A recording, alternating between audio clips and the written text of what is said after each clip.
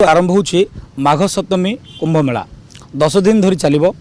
ता पूर्व देखिबे कि जहाँकि आज अनेक राज्यर कोण अनुकोणरू बाबा नागा बाबा साधु सन्तक ये भिड़ जमिलानी। निहती भाव में कुंभ मेला 10 दिन धरी जो चलिबो अनेक किसी नाम यज्ञ हम ये अनेक किसी ज्ञान चर्चा हे।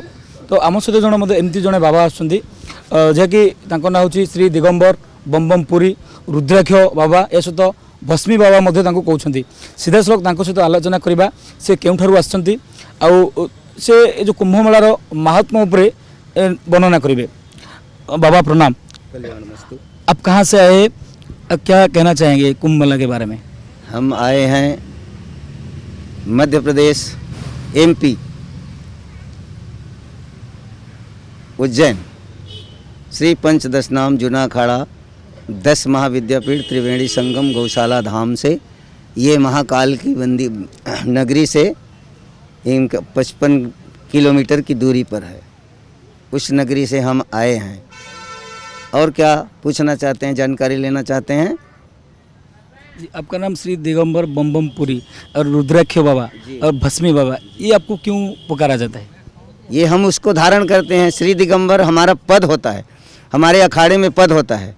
पहले हमारे अखाड़े में संस्कार होता है, साधु बनता है तो 5 गुरु होते हैं, उसको पंच संस्कार बोलते हैं। महापुरुष बनाया जाता है, पहले उसको महापुरुष बनाया जाता है। पंच और परमेश्वर, पंच परमेश्वर के द्वारा यह महात्मा बनाया जाता है। उसके बाद वो महात्मा बन जाता है, उसका नाम है महापुरुष।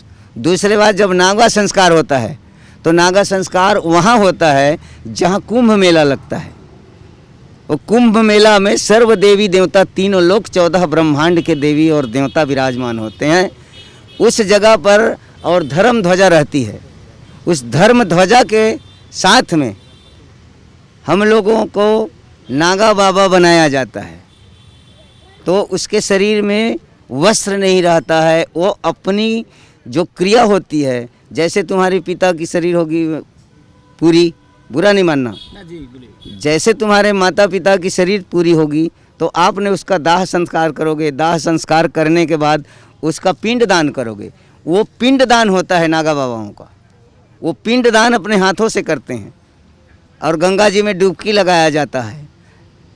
रात भर बिना कपड़े के बैठाया जाता है, तपस्या किया जाता है, तब नागा बाबा बनते हैं उस धर्म ध्वजा को साक्षी मान करके।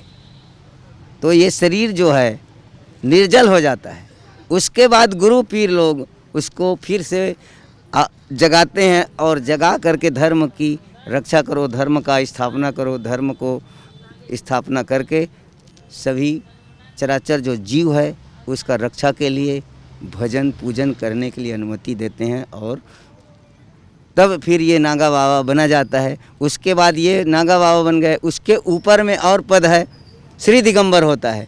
जो श्री दिगंबर होता है उसका फिर ऊपर पद हो जाता है, ये लास्ट है श्री दिगंबर, भगवान जो शिव जी का पद है। कुंभ मेला के बारे में आप क्या कहना चाहेंगे? आप के पहले कितने बार ये भुवनेश्वर आया है या ये खंडगिरी कितना बार आया है, और ये कितना बार अभी अब के बार कितना बार हुआ है?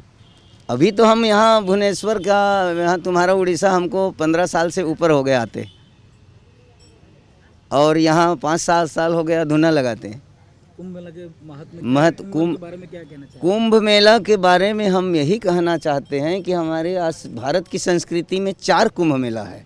जी बाबा। हाँ जी। भारत की जो हमारी संस्कृति और जो परंपरा के आधार पर 4 कुंभ मेला है। ये 4 कुंभ 12 वर्ष में आते हैं। हरिद्वार और प्रयागराज और नासिक और उज्जैन, ये 4 कुंभ हैं। ये 4 कुंभ में अन्य कुंभ जैसे यहाँ एक छत्तीसगढ़ में होता है जी, एक छत्तीसगढ़ में होता है, मिनी कुंभ बोलते हैं उसको, जैसे परंपरा के आधार पर बनाया जाए, जैसे इसको हम लोग कुंभ बनाया जा रहा है। तो ये कुंभ जब तक नागा बाबा नहीं आएंगे तब तक ये कुंभ मेला नहीं कहा जाएगा। तो भगवान शिव जी तीनों लोग 14 ब्रह्मांड को दे करके नंगा हो गए। बाबा भोले बाबा है ना। फिर उसके पास वो क्या कहा, भगवान शिव जी ने जब तीनों लोग 14 ब्रह्मांड को दे दिया, फिर भिक्षा मांगा, क्यों मांगा भिक्षा? है अन्नपूर्णे सदा पूर्णे शंकर प्राण वल्लभे ज्ञान वैराग्य विद्यांसी देवी। हाँ, बंधु बांधव च स्वदेशो राजस्य ग्रहण। अपने लिए कुछ नहीं मांगा है।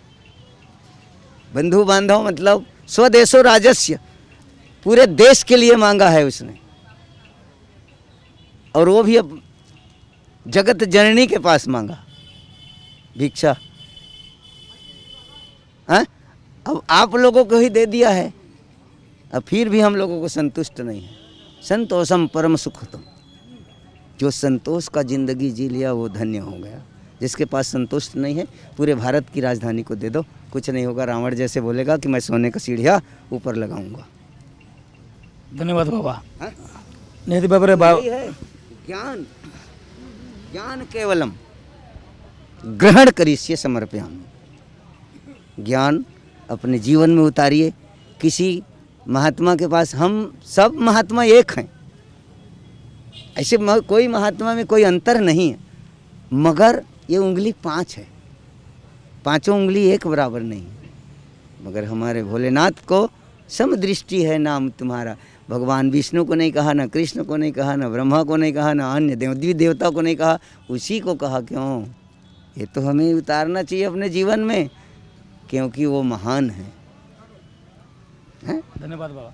निहति भाव देखो जो भाई भाव में श्री दिगंबर बम पुरी जो कथा कहते आजिकल युवपीढ़ी कथा कहतु सब सत्कर्म जीवे, जहाँ मनर चिंताधारा आसूची ताकू ही कर्म कलापर निहति भाव परवर्ती समय से कौटि ना कौटि से सेवा मनोभाव निज मन में आसीपर।